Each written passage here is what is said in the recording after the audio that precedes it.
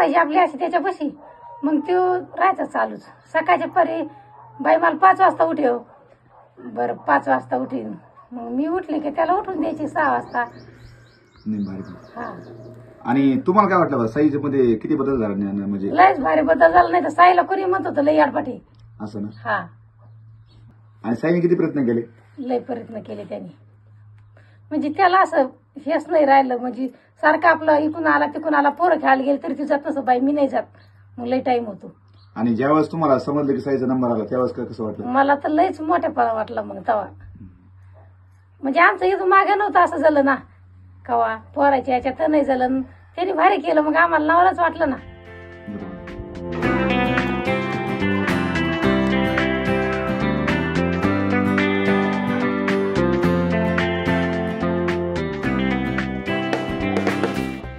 सराव कधी करायचा? घरी दुपारी करायचा, संध्याकाळी करायचा, सकाळचा करायचा, पाठ उठला तरी करायचा. मोबाईल आणल्यापासून मग त्याच्यात बघून काही तसं काही ते सारखा चालूच राहायचा. आणि तुमची आठवण काढली की नेहमी डोळ्याला पाणी येतं. कसं काय बरं? कशामुळे? काय असं त्यासोबत त्याला म्हणलं का आजी का, ते बाई म्हणते तर, पण बाई म्हणलं तुम्ही आजी म्हणलात की मग त्याला रडू येतं जरा. कारण आपण त्या दिवशी तिथं बसलो तेव्हा बी त्याला तसंच रडू आलं. शाळेत सुद्धा असंच म्हणजे तुला रडू गेलं. हा.